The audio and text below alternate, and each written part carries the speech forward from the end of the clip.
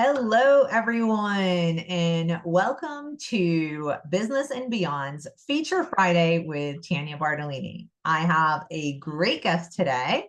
His name is Dave Guzman, and he is the owner of Karma 7 Day Spa in Plantation. Welcome, Dave. Glad to be here. How you doing? I am well, thank you. I'm excited about this interview and excited about telling all our viewers and listeners about Karma Day Spa and how you have come to own it and make it a great business and continue to thrive and succeed. So as we start, would you please give us a 90-second overview of what your business does and why you got into it? I've been a massage therapist since 2001. Pretty early on, I decided I didn't want to just be a massage therapist. I figured one day my hands are going to blow out and I'm just not going to be able to do this anymore. So maybe use my knowledge to, have a whole business. And then, I started off with a few other people and we did facials and other body treatments and things like that.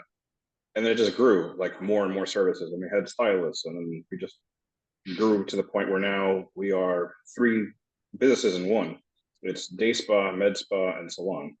So we do pretty much every service you can think of. I mean, just come in for something as simple as a manicure or something as extensive as like injectables, because we do Botox, we do lip fillers, we do body contouring, laser hair removal. I mean, I could be here for more than 90 seconds selling all the different services.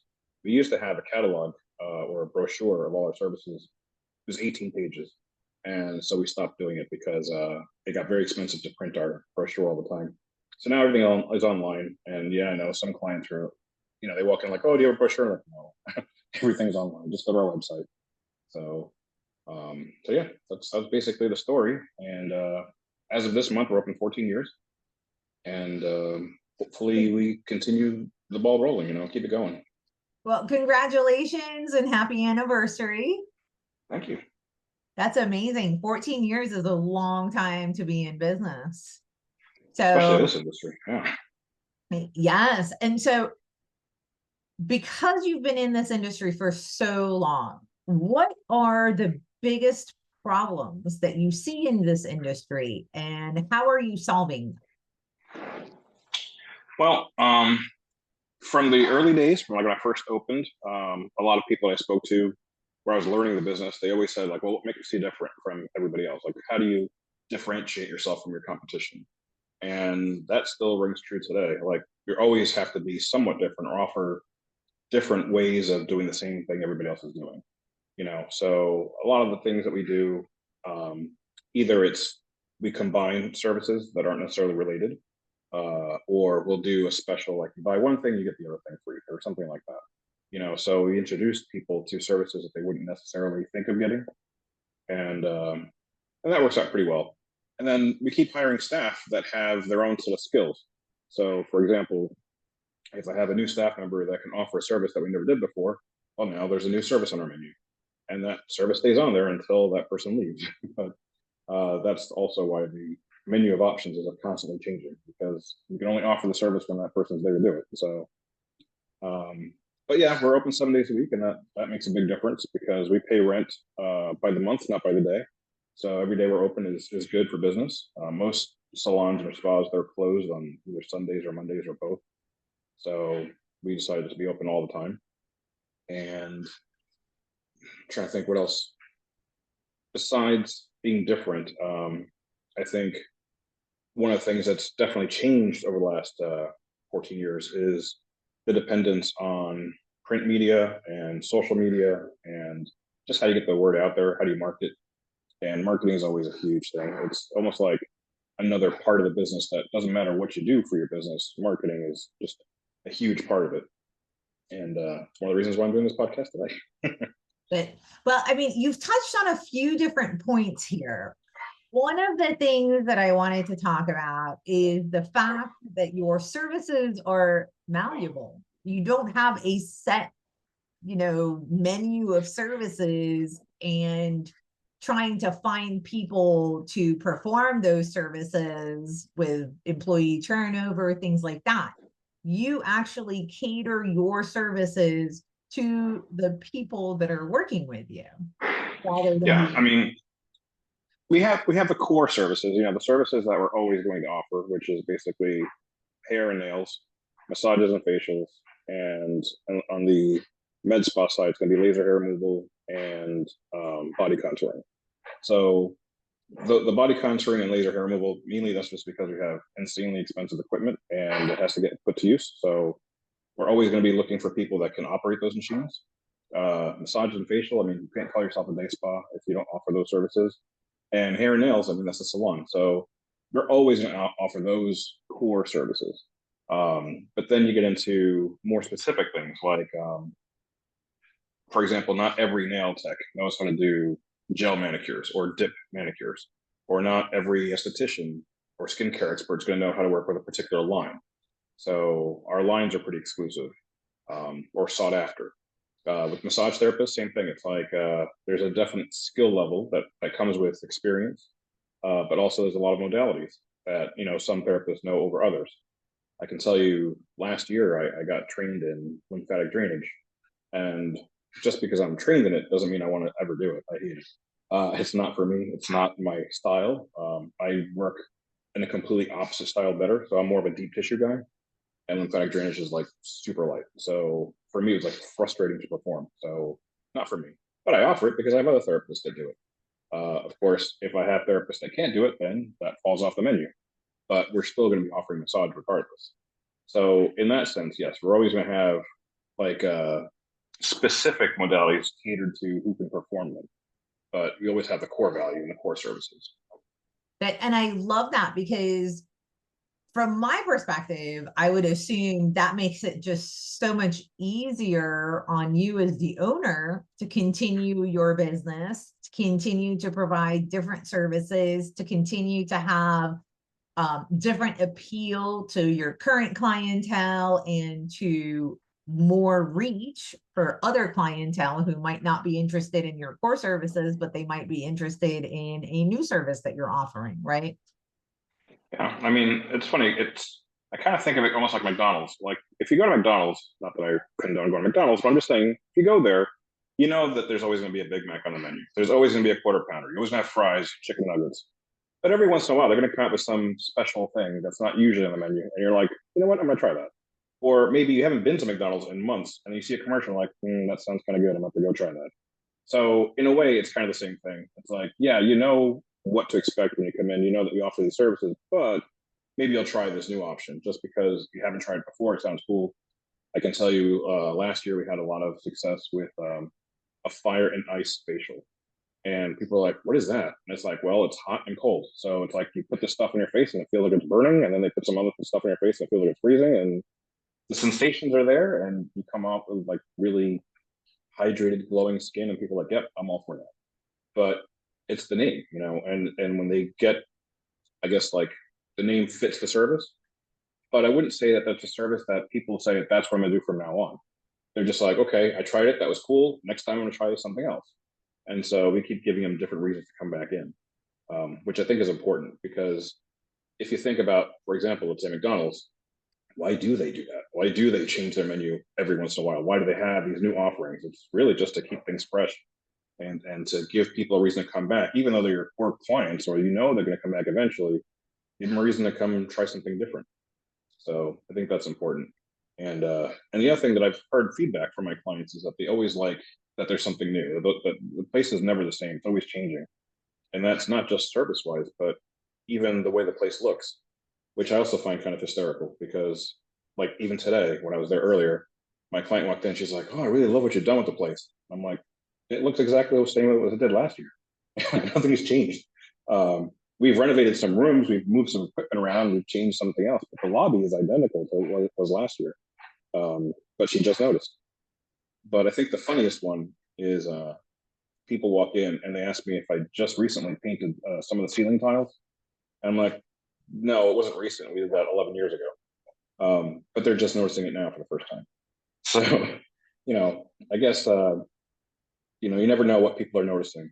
But yeah, it's good to just keep switching things up and offering new things and just keep it fresh so that it's almost like when someone is thinking about going to a similar type of business, they're almost like, you know what, I'd rather go back to the place I know and just see what they've done different. Like what new update do they have now instead of venturing off and trying a competition. Yeah, so you're capitalizing on that know, like, and trust factor, right, with your core services and your core people.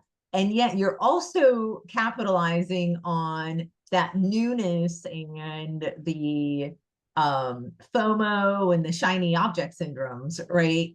So that Sure. all of the clients will stay with you because they know, like, and trust you, and they know what to expect, but they're also getting something new all the time. And so they can venture out of their comfort zone, and they don't have to venture to a competitor to find something else. They just come to you, and every once in a while you have something different. So that is amazing. Do you attribute that? How much of your success for this business do you attribute to that concept?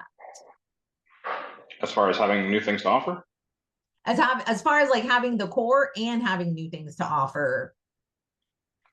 I would say that the new things to offer is one of the main reasons people keep coming back.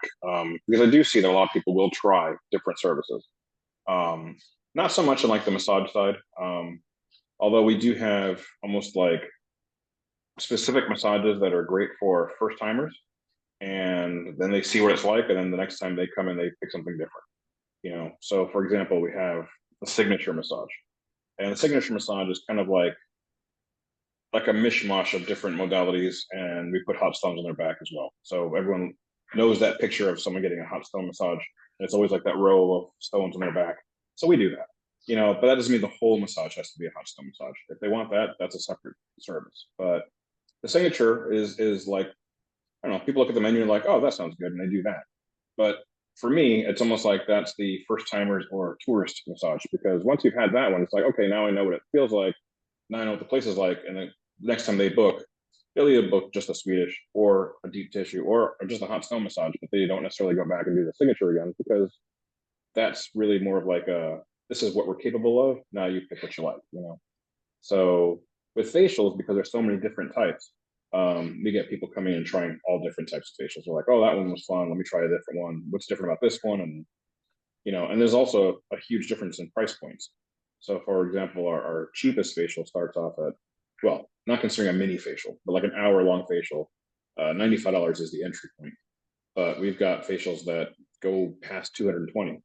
And so some people will start off on the lower end and be like, okay, let me just see what this place is like. And then when they're comfortable with us, they'll invest more. And then of course, um, there's the retail products that go along with it. So it's not just so much about doing the one service and then see you later. It's also building a relationship with the clients and then getting them to trust your judgment as far as what we offer them. And that, and so one of the things that I'm really big on is your clients are not just a number. You have to build a relationship with them, which you just said, right? And Yeah. the more building of that relationship, the more trust you build, the more likely that they're going to be loyal to you, the more likely that they're going to refer other people to you, the more likely that they're going to become raving fans of your business and you. And so is that something that you have been doing from the beginning, trying to build those relationships? Is that something that has just come about through the years? Tell me your Yeah. thought I process. can tell you from experience working in different locations, like besides my own. I mean, this is the first spa that I owned outright myself, but I've worked in plenty of spas before that. And so I saw the business in different settings. And I can say, like, for example, when you work in a hotel or a resort spa, that relationship is practically non-existent, because you're never going to see these people ever again. I mean, you might get a few locals that live near a hotel and will keep going back, but for the most part, it's transient. So you're going to see the customer one time and never see them again. So the building of relationships is not as important. Whereas a place like ours, we're basically like a mom and pop, locals shop, and we live and die by our locals. So we have to, have that relationship and make them feel special when they walk in. And, our regulars, we know them all by name. And, you do get that special feeling when you walk in. And the whole staff is friendly towards everybody, even if it's not their department, because we just kind of want to have that whole feeling. And, one person could just ruin it for everybody. So For me, it's very important that the entire staff is, you know, friendly towards every customer, and you never know when that customer decides, oh, I'm going to use your service today, you know. So we kind of want to have that relationship. And then I would say the other I guess competition, which I don't really call it competition, but another alternative to us would be the franchise places, you know, like Massage Envy and Massage Lux and Massage Heights and Pain and Stone, all these places that are like membership model based. Um, they do have to have a relationship with their clients as well, but they're more about how many memberships did we sign up this month, you know, and they have very limited services. So they only offer like massages and or facials, and that's it, you know, where we offer so many more. I don't really consider them competition, but I can tell you we offer memberships as well. And we have a handful of members as opposed to those membership places where they have thousands, you know. So I guess it's hard to stand out as a customer when you're just a number. And in our place, nobody's just a number. So that's different. So the relationship building is definitely a huge point. Okay. And so one of the things that I get a lot from business owners is, they face obstacles, right? Having a business just comes with the territory. The obstacles come with the territory of owning a business. Can you give us one or two examples of obstacles that you have had to face in 14 years, especially during the first few years, and how you have overcome them so that maybe our listeners can learn from that? I would say the number one and something that is consistent and never goes away is cash flow. And I think a lot of people don't realize how important cash flow is. It's different from debt. You could be in debt, you could be stupid in debt, but if you've got cash flow, you remain open, and that's a big difference. And looking at it from a big picture, 14-year history, there are years where I feel other businesses in my field probably would have gone bankrupt if they didn't have a backup. So I can tell you there are years where we've actually operated at a loss for the entire year. Like at the end of the year, like how much did you make this year? Nothing. We actually ended up negative this year. But we had enough in reserves or rainy day fund or rainy day financing where we got through that tough spell and we're able to weather that storm and then get back to, running the business profitably. So, you know, I know with some people, they just be like, okay, my business is tanking. It's time to shut the doors. I've faced that so many times and just kept, pushing through that, I can say I've weathered that storm. And, you know, you have to think about that. You have to have that backup. Like, okay, what if I make no money this year? Like, how am I going to keep this place open? And it's not just the business, it's also my relationship with the staff. It's almost like I promised them that I'm going to stay open, that they're still going to have a job tomorrow, So it's not even just like I put myself forward and say, well, I've got a mortgage, I've got car payments, I got all this stuff. I'm like, no, I've got an entire staff I'm going to think of first. And without my staff, I have no business, because if my staff quits, I'm sunk. So a lot of times it's just getting through that and just thinking about how I'm going to get through the tough period. Because when you have the good period, like when you're in the high season and everybody's coming in and like you're telling people, sorry, I have no availability, that's when it's great, and that's why you remember why you started the business in the first place. But there's highs and lows, and it's just a matter of getting through the lows to appreciate the highs. But I know for a fact that a lot of my competitors have gone out of business because they didn't have that sort of backup. And you miss a couple of months of rent, or you bounce some, your staff paychecks, and that's it. You're sunk.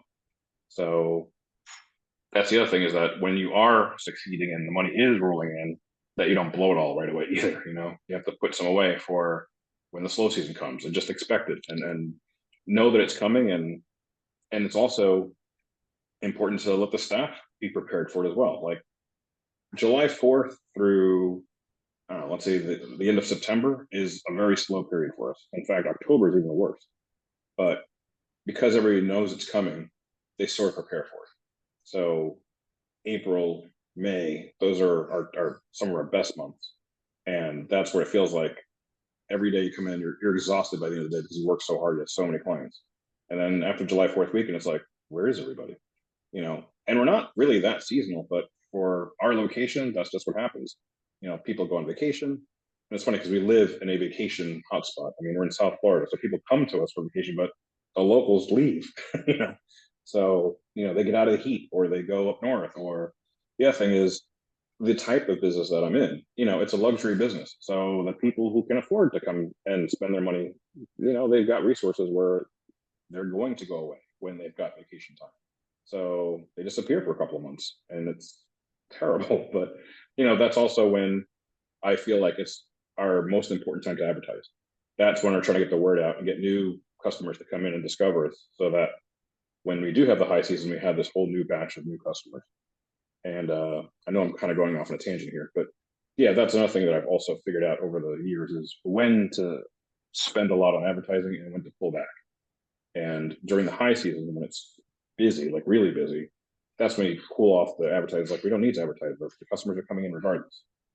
But when it's slow, that's where you really want to get the word out and get those people who have never heard of you before to come try us out.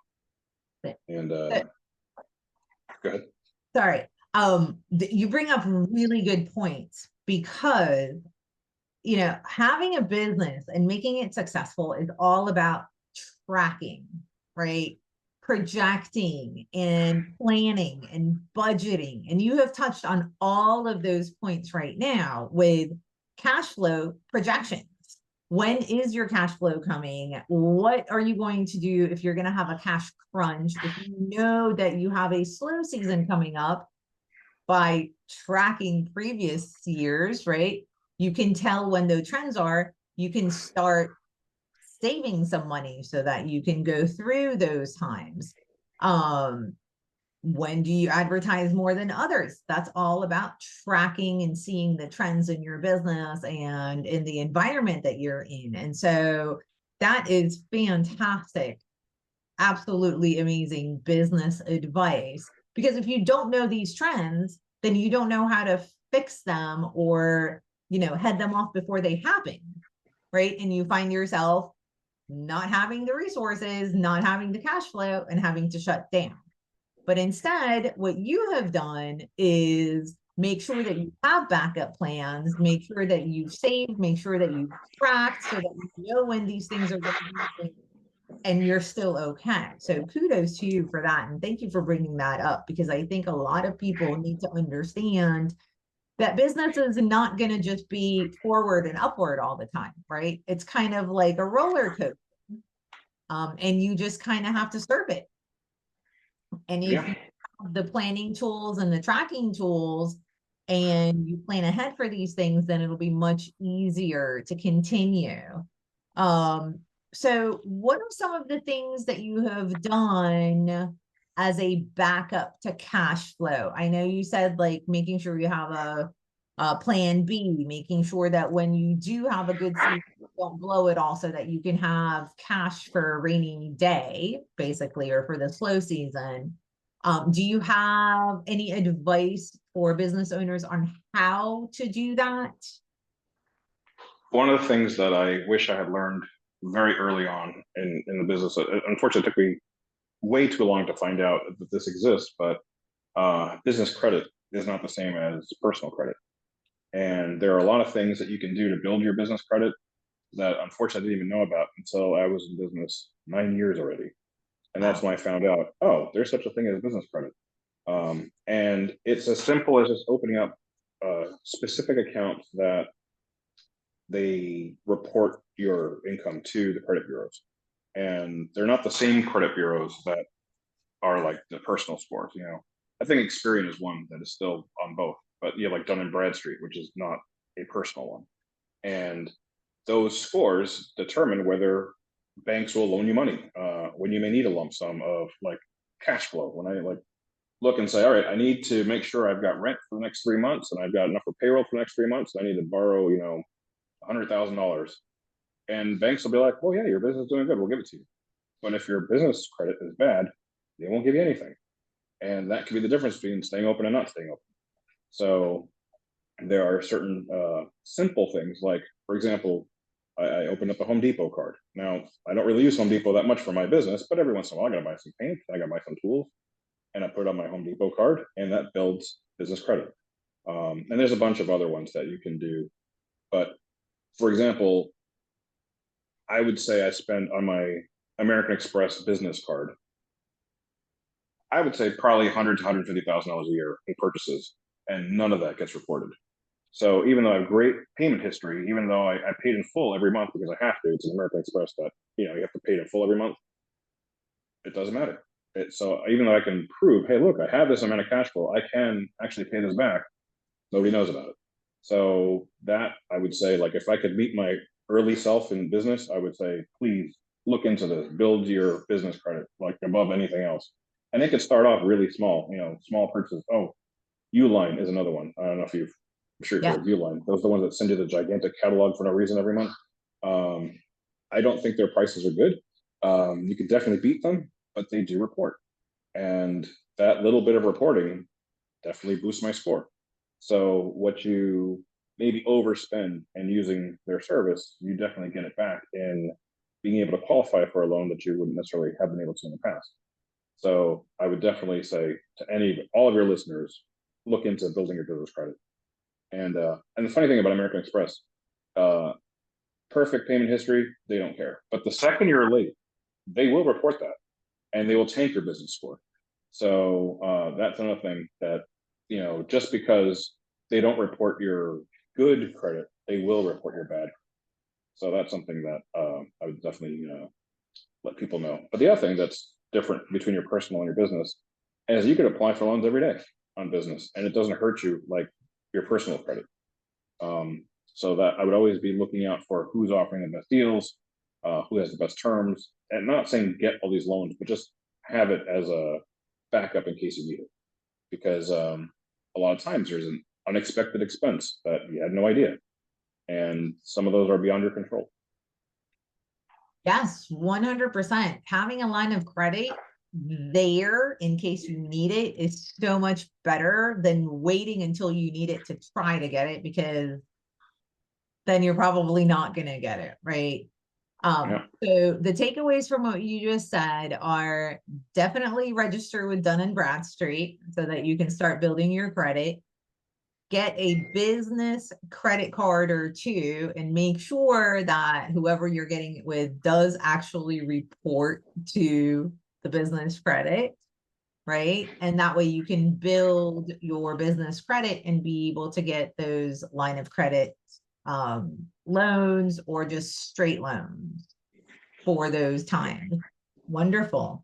Two more questions. One is, what is the best way for people to contact you and contact Karma 7 Day Spa? Where are you located? How do they, how can they come and get your services? Okay, so if you're talking about people who want to try out my spa and be spa customers, the website is probably the best form of information. I mean, everything that you could possibly want to know about the spa is there.